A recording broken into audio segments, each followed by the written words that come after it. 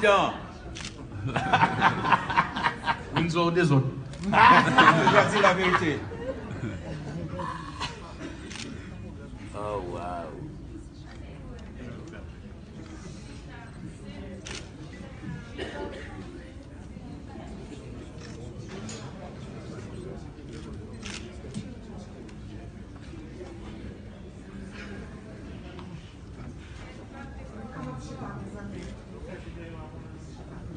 Encore une fois, ma petite nous tous bonsoir.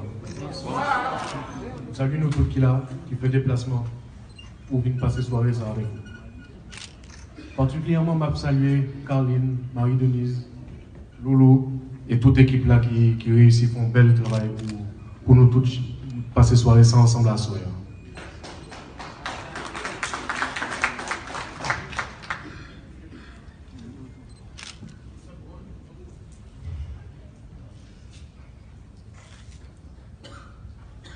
Nous avons osé être libres. Soyons-le par nous-mêmes et pour nous-mêmes. Ce sont les mots de Jean-Jacques Dessalines. Une aspiration. Ensemble, collectivement, voyons comment nous pouvons nous-mêmes aujourd'hui briser les chaînes de la pauvreté et du sous-développement.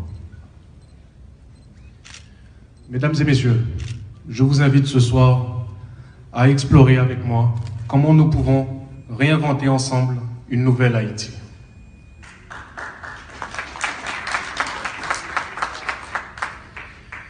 Après le constat d'échec généralisé de l'État haïtien depuis ces 30 dernières années, notre pays connaît une véritable descente aux enfers, caractérisée par la faillite des élites, la détérioration des conditions de vie de la population et la mauvaise gouvernance.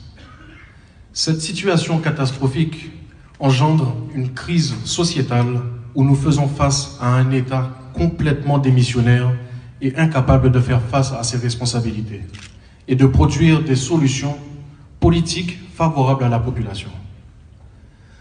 Face à une situation aussi chaotique, Haïti a besoin pour les 25 prochaines années, ou en tout cas pour son futur en général, pour sortir d'un tel marasme, d'une rupture avec un tel système, de mauvaises pratiques, et d'une relance économique avec un taux de croissance à 2 chiffres, et de grandes réformes, notamment politiques, afin d'impulser une nouvelle dynamique, de réconcilier la nation avec elle-même et de créer une stabilité politique et sociale nécessaire au développement durable.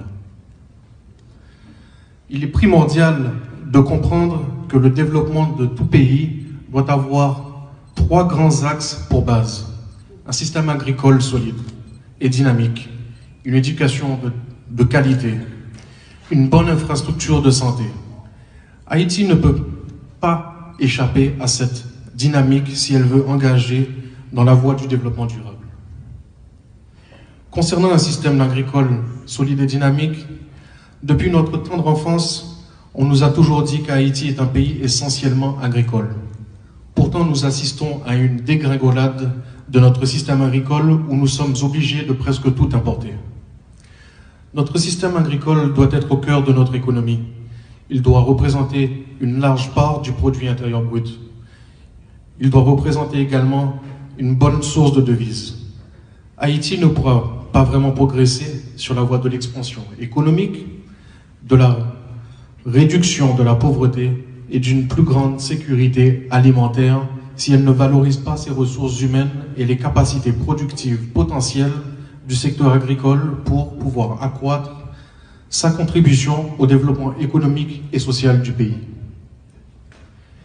Une production vivrière est un système agricole solide et dynamique, et par conséquent l'un des principaux piliers de la stratégie de croissance économique et de développement.